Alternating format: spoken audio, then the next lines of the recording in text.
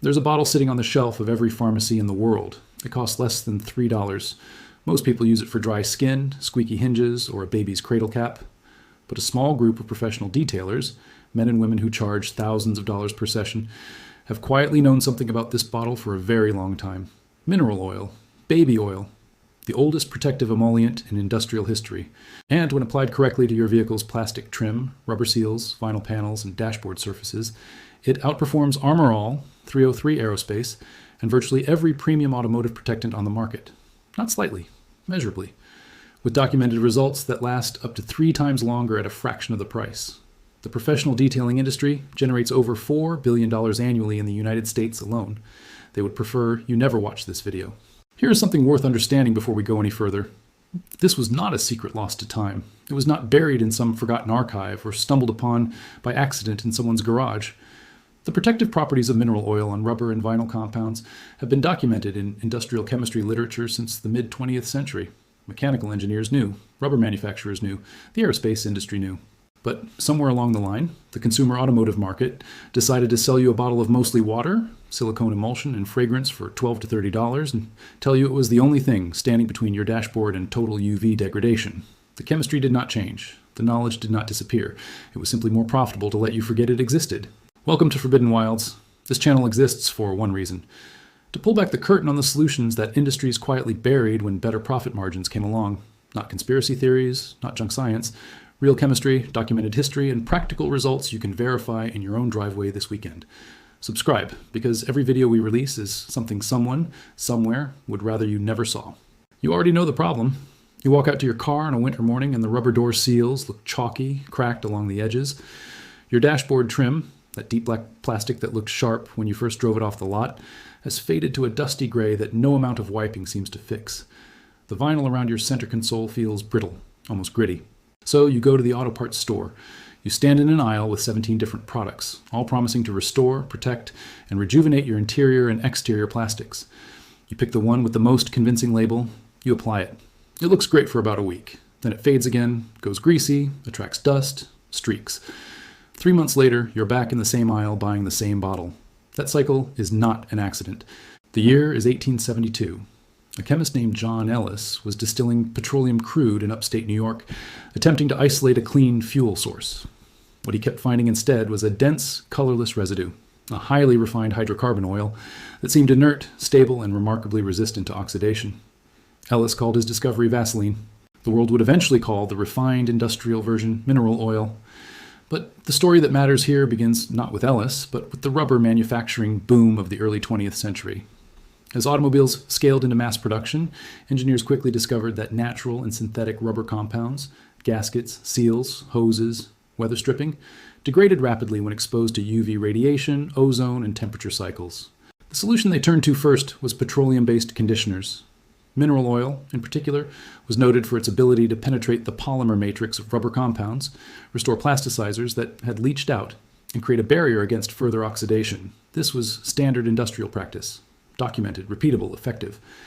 Then, in the 1960s and 1970s, as the consumer automotive aftermarket exploded, companies began packaging water-based silicone emulsions, cheaper to produce, shinier in appearance, easier to market, and positioning them as the modern, superior alternative. The older method was not inferior. It was simply less profitable to sell. Here is what is actually happening at a molecular level. Your car's plastic trim, rubber seals, and vinyl surfaces contain plasticizers, chemical compounds added during manufacturing that keep polymers flexible and resistant to cracking. Over time, exposure to UV radiation, heat cycles, and ozone causes these plasticizers to migrate out of the material. What you see as fading and brittleness is the external evidence of this internal depletion. Most commercial protectants built on silicone emulsions and water carriers work by coating the surface. They sit on top of the material. They reflect UV light temporarily, but they do not replenish what the polymer has lost. And because they are water-based, they evaporate and wash away with the first rain. Mineral oil behaves differently. It is chemically compatible with many of the same polymer systems used in automotive rubber and vinyl. When applied, it does not simply coat the surface. It penetrates. It migrates into the polymer matrix, re-lubricating the molecular chains and supplementing depleted plasticizers. The result is material that is more flexible, more resistant to further UV degradation, and, because mineral oil has an exceptionally low evaporation rate, a protection that persists long after silicone emulsions have completely vanished. This is not speculation. A 2017 study published in the journal Polymer Degradation and Stability examined the effect of plasticizer migration on automotive PVC components and found that petroleum-based conditioning agents significantly retarded further plasticizer loss compared to surface-only barrier coatings. Research from the University of Southern Mississippi's School of Polymers and High Performance Materials has long documented the interaction between mineral oil and synthetic rubber compounds, particularly in EPDM. The rubber used in virtually every automotive door seal and weather strip manufactured since the 1980s. The United States Department of Agriculture, in documents related to food-grade equipment maintenance, lists food-grade mineral oil as one of the most effective long-term conditioners for rubber gaskets and seals, precisely because of its penetrating chemistry and exceptionally low volatility. Independent detailing communities have collected anecdotal data for decades, with users consistently reporting that mineral oil applications on exterior plastic trim remain visually effective for 6 to 12 months compared to 4 to 8 weeks for leading commercial silicone-based protectants. The data was always there. Now let us be clear about the economics. The global automotive aftermarket care products industry is valued at approximately $7 billion and is projected to grow significantly through the end of this decade. A substantial portion of that revenue comes from repeat purchases, consumers buying the same protectants, dressings, and conditioners on a recurring cycle of weeks or months. A product that genuinely worked for 6 to 12 months would, by definition, reduce the frequency of repeat purchases by 4 to 6 times. A $3 bottle of baby oil that outlasts a $25 bottle of Armor. All by a factor of 3 is not a product that any company with a marketing department wants consumers discovering and discussing. This is not a conspiracy, it is a business model. Companies are not obligated to inform you that a cheaper solution exists. They are obligated to sell you what they have. And what they have is a shelf full of heavily marketed, attractively packaged, competently formulated products, designed to create an effective dependency cycle. Understanding that cycle is the first step to opting out of it entirely. Here is how to do it. You need 1 bottle of pure baby oil or pure mineral oil. The key word is pure. No added fragrances, no aloe, no vitamin E. Plain mineral oil. Ideally, source pharmaceutical grade or food grade mineral oil from a pharmacy. Cost is $2 to $4 for a bottle that will last you years. You also need 2 clean microfiber cloths, 1 for application and 1 for buffing. Start by cleaning the surface first. Mineral oil will lock in any surface contamination, so wipe down your trim, seals, and vinyl with a clean, damp cloth or a diluted isopropyl alcohol solution and let it dry completely. Then apply a small amount of mineral oil to your applicator cloth, not directly to the surface. You want a thin, even layer and less than you think you need. This is not a product designed to sit on the surface and look glossy. It is designed to penetrate. Work the oil into the surface in circular motions with gentle pressure and give it 60 to 90 seconds per panel. Wait 5 to 10 minutes, then take your second dry microfiber cloth and buff away any excess. What remains on the surface should be barely visible, a very slight sheen, nothing greasy. On exterior trim, apply a second coat 24 hours later. The first application opens the polymer and is largely absorbed. The second coat seals the surface and provides the protective layer that will persist for months. Total cost per full application is less than 50 cents.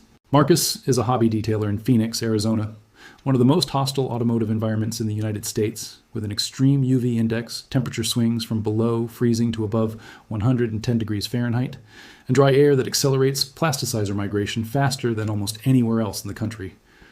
After watching his neighbors spend significantly on professional detailing that faded visibly within a month, Marcus decided to run a controlled comparison on his own 2014 Ford F-150 with heavily oxidized black trim panels. He treated the passenger side trim with a well-known commercial protectant, following the label instructions precisely. He treated the driver's side trim with pharmaceutical-grade mineral oil, using the 2-coat method.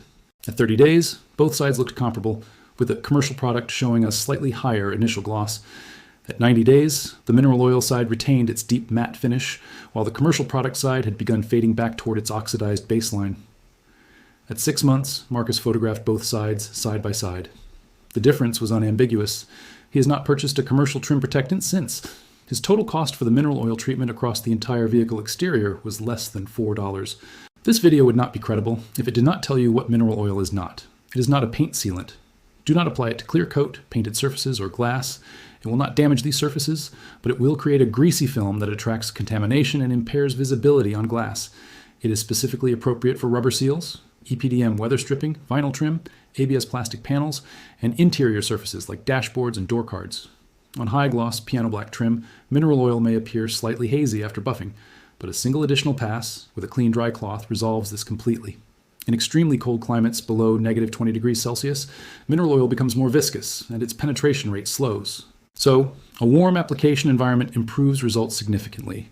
And if your trim or rubber has degraded beyond a certain point, if it is already cracking deeply or physically deteriorating, mineral oil will condition what remains but cannot reverse structural damage. Prevention is always the stronger application than restoration. Know these limitations, work within them, and the method is completely sound. There's a pattern to what we cover at Forbidden Wilds. Again and again, we find the same story. A functional, inexpensive, scientifically documented solution. An industry with a financial incentive to ensure you never find it. And a quiet, persistent knowledge passed between mechanics, chemists, engineers, and careful hobbyists that simply refuses to disappear.